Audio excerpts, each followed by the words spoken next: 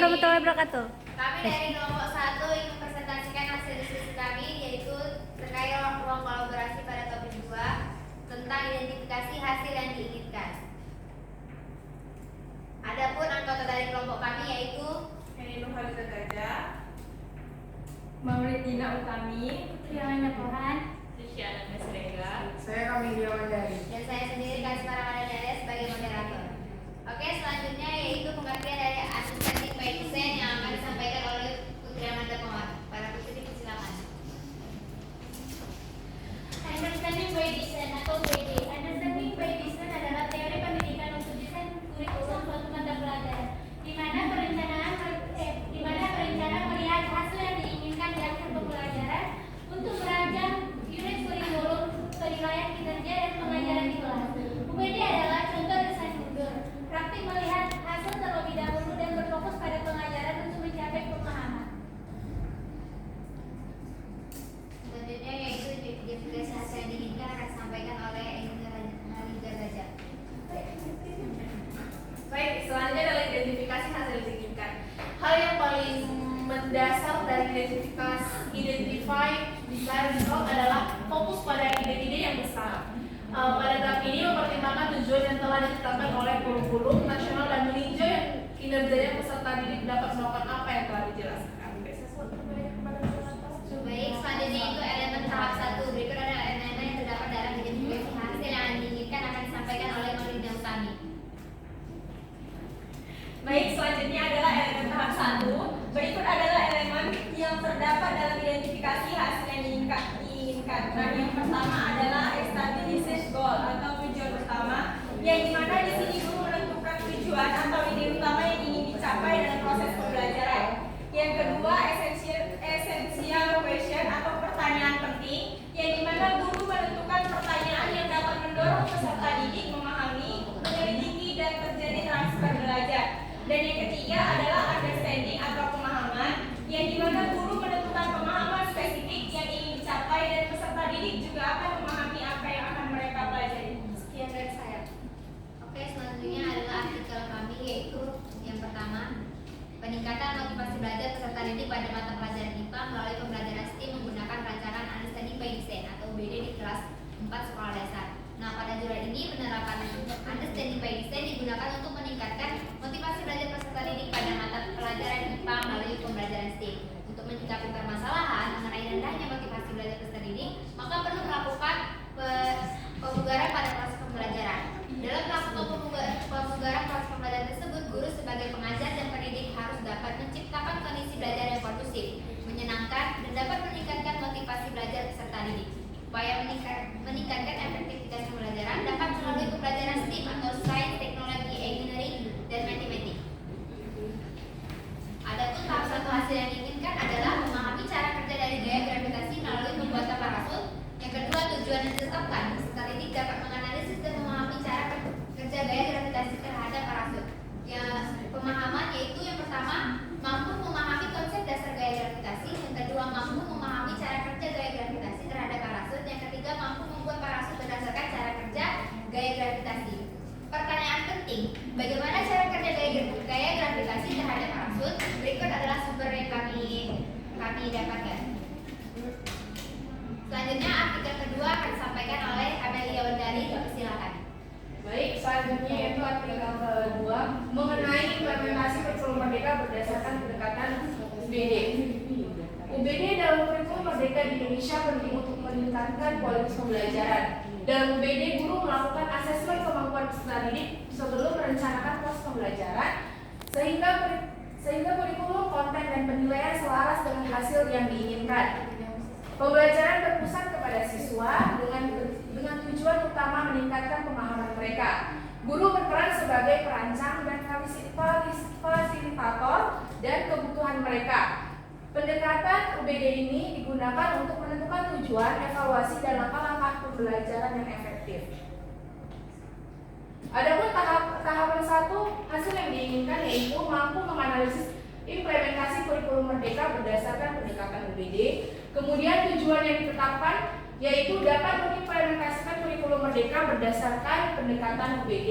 Kemudian ada pemahaman, yang pertama itu memahami pendekatan UBD. Yang kedua, menguraikan implementasi kurikulum merdeka berdasarkan pendekatan UBD.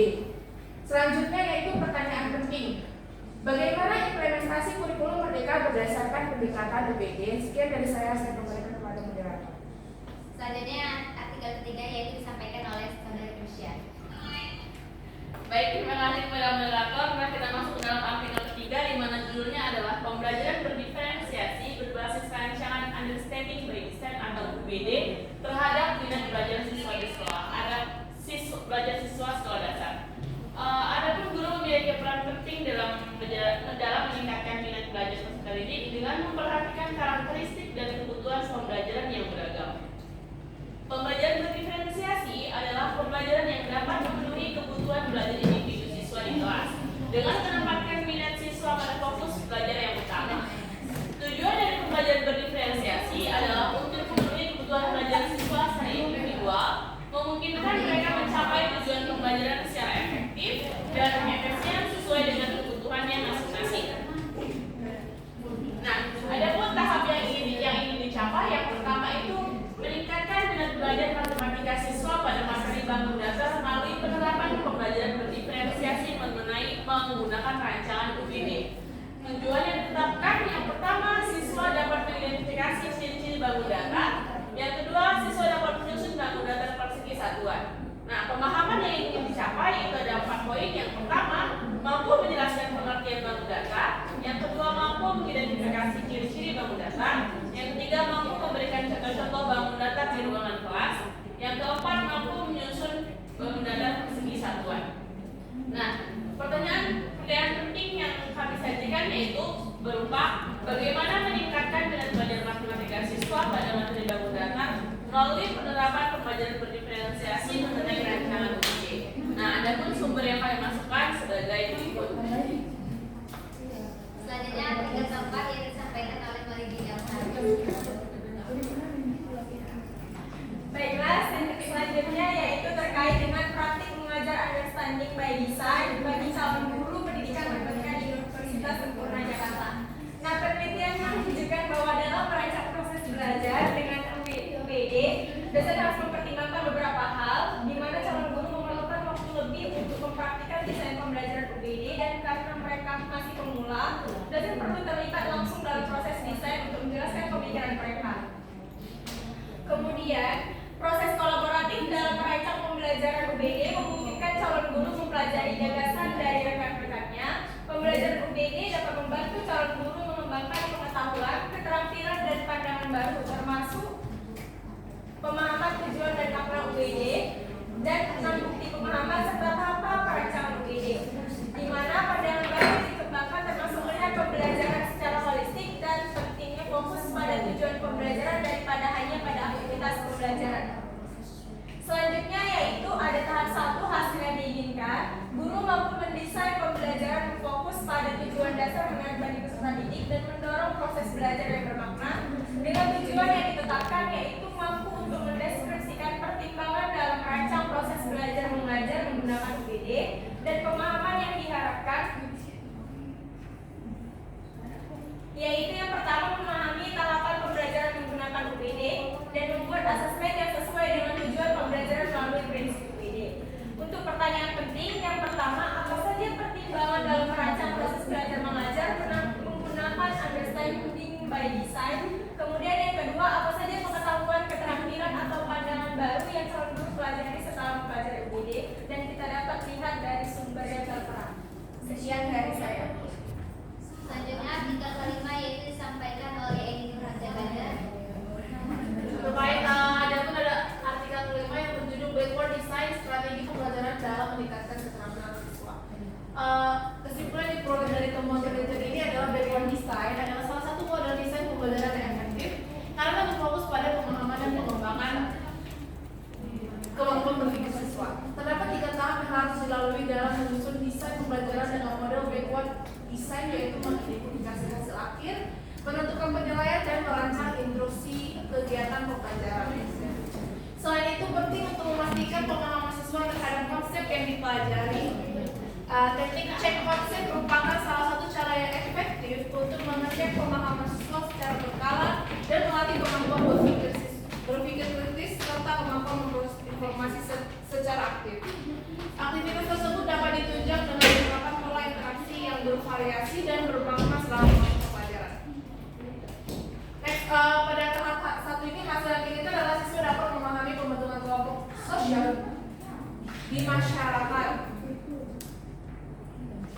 Selanjutnya tujuan yang diterapkan adalah siswa dapat mengidentifikasikan hasil kelompok sosial, lalu selalu siswa dapat menguraikan bagaimana terbentuknya kelompok sosial di masyarakat. Selanjutnya pada pemahaman, siswa mampu menjelaskan pengertian kelompok sosial, lalu memberikan contoh kelompok sosial, menjelaskan proses terbentuknya kelompok sosial, dan menjelaskan faktor yang mempengaruhi terbentuknya kelompok sosial. Yang terakhir, pertanyaan penting itu bagaimana proses terbentuknya kelompok sosial. Next, saya kembali ke moderator. Selanjutnya yaitu artikel yang terakhir yang akan disampaikan oleh Putri. Artikel ke-6 yaitu perencanaan pembelajaran etika tentang rangkaian seri dan paralel bentuk etika menggunakan understanding by design. Desain pembelajaran tentang rangkaian seri dan paralel menggunakan understanding by design telah dibuat dalam penelitian ini berdasarkan hasil review dari para pengajar fisika yang menjadi reviewer desain ini. Desain ini dapat digunakan menjadi salah satu alternatif desain pembelajaran untuk memperbaiki kualitas pendidikan. Hal penting yang mendasarinya adalah dalam UBD ditekankan bahwa tujuan pembelajaran, evaluasi pembelajaran, maka pembelajaran harus saling terkait. Jadi penggunaan UBD dalam mendesain pembelajaran direkomendasikan untuk para pengajar. Oke. Tahap pertama hasil yang diinginkan yaitu memahami rangkaian seri dan paralel untuk etika. Yang kedua, tujuan yang ditetapkan. Siswa dapat menjelaskan karakteristik resistor yang disusun seri dan paralel, serta siswa dapat menganalisis besaran-besaran fisis atau arus, tegangan, dan hambatan. Yang ketiga, pemahaman. Yang pertama, mampu menjelaskan pengertian karakteristik resistor. Yang kedua, mampu menganalisis besaran-besaran fisis. Dan yang terakhir, pertanyaan penting. Bagaimana karakteristik resistor yang disusun seri dan paralel? Saya kembalikan kepada Anda. Baiklah, demikianlah hasil presentasi kami. Selanjutnya kami membuka sesi tanya jawab dari teman-teman yang ingin memberikan tanggapan dan sarannya ataupun ingin pertanyaan, dipersilakan.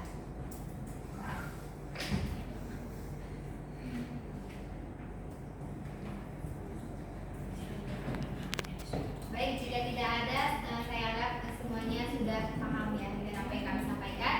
Demikianlah